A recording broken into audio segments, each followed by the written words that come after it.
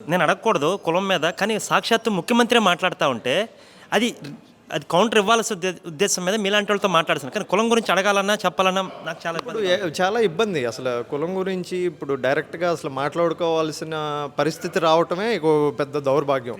ఇప్పుడు మేము కాలేజీలో చదువుకున్న రోజుల్లో అన్ని కులాల వాళ్ళు ఉన్నారు.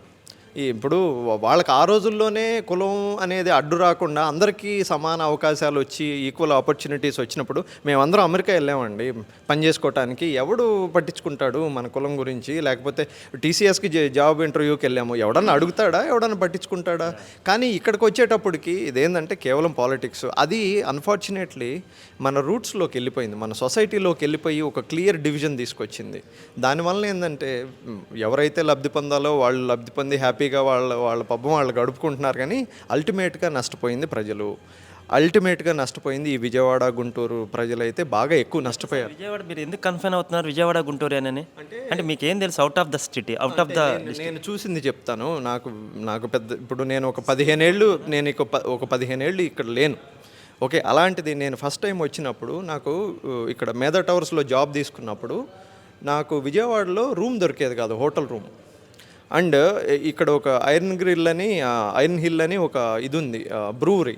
అక్కడికి వెళ్తే అక్కడ చూసే క్రౌడ్ కానీ అందరూ బయట నుంచి వచ్చిన వాళ్ళు and they all are looking for some growth opportunities అనమాట. అలా ఉండేది. అలా ఉన్న విజయవాడ కరెక్ట్గా గవర్నమెంట్ చేంజ్ అయ్యేటప్పటికి ఏ స్ట్రీట్లోకి వెళ్ళినా టూలెట్ బోర్డ్స్, అంటే అందరు ఖాళీ చేసి వెళ్ళిపోయారు. ఇప్పుడు ఎందుకు గన్నవరం తీసుకోండి, గన్నవరం కాన్స్టిట్యున్సీకి మేధా టవర్స్ తీసుకొచ్చారు, హెచ్సిఎల్ టెక్నాలజీస్ తీసుకొచ్చారు. ఆ ఎమ్మెల్యే ఏం చేశాడు? ఆయన ఇప్పుడు ఎవరైనా ఏ ఎమ్మెల్యే అయినా ఏమనుకుంటారు, వాళ్ళ కాన్స్టిట్యున్సీలో ఏదో ఒక హ్యాపెనింగ్ అభివృద్ధి జరగాలని. అలాంటి గన్నవరం కాన్స్టిట్యున్సీలో ఎంతమంది బయట నుంచి వచ్చి ఉన్నారు అంటే కేసరపల్లి బాగుపడింది, గన్నవరం బాగుపడింది, మల్లవల్లి బాగుపడింది. అవన్నీ అదే కదా గ్రోత్ అంటే. ఎయిర్పోర్ట్ నేను వచ్చినప్పుడు ఎలా ఉండేది, ఇప్పుడు ఎలా ఉంది? సో ఇదంతా జరిగేది. ఎవరైతే వచ్చి ఆపారో అందరికీ ప్రజలందరికీ తెలుసు, చాలా తెలివిగలవాళ్ళు. ఇప్పుడు టైం వచ్చింది, వాళ్ళందరూ ఒక ఒక డెసిషన్ తీసుకునే టైం వచ్చింది. మంచి జరగాలని కోరుకుంటున్నాం. మీరు అన్నారు కృష్ణా గుంటూరు డెవలప్ అయింది బాగుంది అప్పుడు అని అన్నారు కదా, అది క్యాపిటల్ వల్ల. అందుకే 3 క్యాపిటల్స్ పెడితే 3 ప్రాంతాలు డెవలప్ అవుతాయి కదా అని ఆలోచించడం తప్ప జగన్మోహన్ రెడ్డి? అంటే అది అది పొలిటికల్ అగైన్. ఇప్పుడు ఒకళ్ళని పడగొట్టాలంటే ఏదో ఒకటి, ఇప్పుడు పిచ్చి కుక్కని ముద్ర వేస్తే చాలు ఏదో ఒకటి ఆ టైప్లో. ఈయన కూడా ఏంటంటే ఒకటి చేయలేదు, సరే ఇప్పుడు 3 అన్నాడు, 3లో ఏది చేశాడండి ఆయన? ఏమీ చేయలేదు. సరే ఇక్కడి నుంచి కంపెనీలు వెళ్ళిపోతున్నాయి, విజయవాడ నుంచి ఆపచ్చు కదా, వైజాగ్ నుంచి వెళ్ళిపోతున్నాయి ఆపచ్చు కదా. అదే కదా డెవలప్మెంట్, అదే కదా ఇప్పుడున్న ఈ యంగ్ ఇంజనీర్స్ అందరూ ఏం కోరుకుంటున్నారు? కంపెనీలు రావాలని. వచ్చిన కంపెనీలు వెళ్తుంటే కనీసం ఒక్కళ్ళు కూడా ఎందుకు వెళ్తున్నారు మీరు, ఉండొచ్చు కదా అన్నాళ్ళు లేరండి ఈ రోజు వరకు. కానీ పెద్ద పెద్ద చదువులు చదువుకున్న యువత, బీటెక్లు, ఎంటెక్లు, ఎంబీఏలు, ఎంసీలు చదువుకున్న యువత 10,000కి 12,000కి షాపింగ్ మాల్స్లో చేస్తున్నారంటే అది చాలా దౌర్భాగ్యమైన పరిస్థితి కదండి ఆంధ్ర రాష్ట్రంలో. డెఫినెట్గా దౌర్భాగ్యమే. ఒకటి ల్యాక్ ఆఫ్ స్కిల్ అండి. స్కిల్ ఉంటే కొంతమంది బయటికి వెళ్ళి చేసుకుంటున్నారు.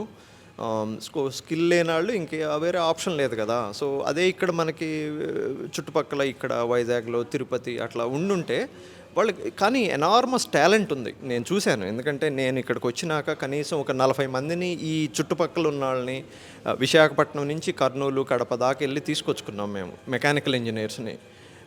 యూ వోంట్ బిలీవ్ వాళ్ళు ఎంత కంపీట్ చేస్తారంటే ఇండస్ట్రీలో ఒక 5-6 సంవత్సరాలు పనిచేసిన వాళ్ళు ప్రొడ్యూస్ చేయగలిగే అంత good work within 1 year 2 years లోపు ఎక్స్పీరియన్స్తోనే చేయగలిగేవాళ్ళు. అంత టాలెంట్ ఉన్నాళ్ళు వెళ్ళి ఈ షాపింగ్ మాల్స్లోనో లేకపోతే స్విగ్గీ జొమాటోలో డెలివరీ బాయ్స్గా ఇలా ఇలా చేయటం అనేది చాలా బాధాకరమైన విషయం.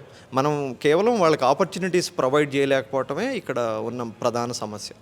Come to the political sir, ఇప్పటిదాకా మీరు డెవలప్మెంట్, ఎంప్లాయ్మెంట్, స్కిల్స్ చాలా బాగా మాట్లాడారు. పొలిటికల్కి విషయం వస్తే జగన్మోహన్ రెడ్డి గారు ఇప్పటికీ కూడా జనాలను ఇంకా ఏదో ఒక ట్రాన్స్లోకి తీసుకెళ్ళి, నేను పేదాడిని, పెత్తందారులకే పేదాడికి మధ్య జరుగుతాం, యుద్ధం అని మాట్లాడతాం, జనాలు నిజమే కావాలని నమ్మటం, ఎక్కడికి తీసుకెళ్తున్నారు సార్? అంటే సిద్ధం సిద్ధం అని చెప్పి పోస్టర్లు చూశాను నేను. ఇక్కడి నుంచి వెళ్తుంటే ఎక్కడ చూసినా సిద్ధం అనే పోస్టర్లు వేశారు. కానీ అంటే అట్లీస్ట్ వాళ్ళ కార్యకర్తలన్నా కొంచెం ఊపు తెచ్చే థింగే కానీ ఇక్కడ ఏమీ లేదు. ఇక్కడ అందరూ సిద్ధంగా ఉన్నారు ఓడించడానికి, ఆ పరిస్థితి అయితే లేదు.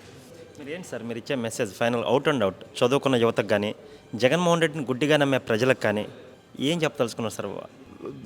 నేను ఒకటే అందరికీ అప్పీల్ చేస్తున్నాను, ఆలోచించమని కోరుతున్నాను.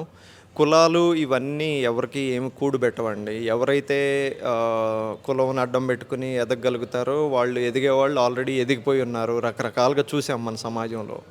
కులం అనేది కొంచెం తీసి పక్కన పెట్టి అందరూ ఆలోచన చేయండి. మనకి ఎలా ఉపయోగపడతారు, అసలు ఎవరు డెవలప్ చేయగలుగుతారు, రోడ్ల పరిస్థితి కానీ ఇంకోటి కానీ ఏ రకంగా మీరు చూసుకున్నా సరే, ముఖ్యంగా నేను చెప్పేది ఎస్సీ ఎస్టీలు, బీసీ మైనారిటీలు మీరందరూ చాలా చక్కగా ఆలోచించి మీ పిల్లలకి మీ పిల్లల భవిష్యత్తుకి ఎవరైతే మంచి చేస్తారో వాళ్ళని ఎన్నుకోండి ఈసారి.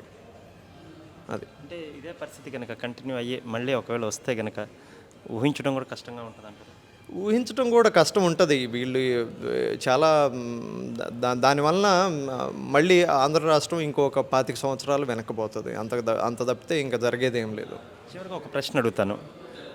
బీజేపీ కల్ప్రిట్ అని చాలామంది భావన ఉంది జనాల్లో, కానీ టీడీపీ బీజేపీతో కలవాల్సిన అవసరం గురించి కానీ మీరు ఏమైనా సూటిగా చెప్పదలుచుకున్నారా? దాని అవసరం ఎంత ఉందనే దాని మీద, అంటే ప్రజల్లో కొంత అపోహలు ఉన్నాయి కదా, దాన్ని మీరు ఏమైనా ఇచ్చేయగలరు? అంటే ఇది ఒక కంపల్సివ్ సిచ్యువేషను. ఏపీకి ఎలాంటి పరిస్థితిలో ఉందంటే, ఏపీ ఎవరైతే పొలిటికల్గా కూడా ఇప్పుడు ఈ ప్రపంచంలో ఏ మార్పు జరగాలన్నా ఒక పొలిటికల్ దీంతోనే జరుగుతుంది. ఒక రాజకీయ కోణం లేకుండా ప్రపంచంలో ఎవరికి ఏ బెనిఫిట్ చేయలేము, ఏ ప్రజాసేవ చేయలేము. సో అలాంటిది ఇప్పుడు బీజేపీ ఉన్నంతలో బీజేపీ చాలా స్ట్రాంగ్గా ఉంది నేషనల్ లెవెల్లో. అండ్ రామ మందిరం బిల్డ్ తర్వాత they are very strong. So ఇలాంటి పరిస్థితుల్లో బీజేపీతో ప్యాచ్ చేసుకుని మళ్ళీ వెళ్ళి ఆంధ్రప్రదేశ్కి ఉపయోగపడాలని బాబు గారు ఏదైతే ఆలోచన చేస్తున్నారో, పవన్ కళ్యాణ్ గారు, వీళ్ళిద్దరూ కృష్ణార్జున్లాగా ఉండి మళ్ళీ బీజేపీతో సెట్ అయ్యి ముందుకు తీసుకెళ్తే బాగుంటుంది. అలానే బీజేపీకి కూడా నేను రిక్వెస్ట్ చేస్తున్నా, ఇక్కడ లీడర్షిప్, స్టేట్ లీడర్షిప్లో ఒకళ్ళిద్దరు మళ్ళీ అదని ఇదని ఏదేదో అంటున్నారు. అలా కాకుండా మీరు కూడా ఆలోచించండి. ఇప్పుడు రాయలసీమ శ్రేయస్సు కోరే వాళ్ళైనా, ఇటు ఉత్తరాంధ్ర శ్రేయస్సు కోరే వాళ్ళైనా, ఆంధ్ర శ్రేయస్సు కోరే వాళ్ళైనా మీరందరూ మళ్ళీ ఈ ఆంధ్రప్రదేశ్ రాష్ట్రం సమిష్టిగా ఉండి మళ్ళీ అభివృద్ధి చేసుకునే పదంలో వెళ్ళాలంటే ఈ కృష్ణార్జునులతో పాటు బీజేపీ కూడా కలిసి ఎంతో కొంత సెంటర్ నుంచి అయితే సపోర్ట్ చేయాల్సిన అవసరం ఉంది. అప్పుడే మనం ఒక లెవెల్ ప్లేయింగ్ ఫీల్డ్ క్రియేట్ చేయగలుగుతాం పక్కనున్న తెలంగాణతో కానీ, కర్ణాటకతో కానీ, రేపు తమిళనాడుతో కానీ, వీళ్ళందరితో. లేకపోతే ఇంకా వెనకబడిపోయి ఉంటాం మనం.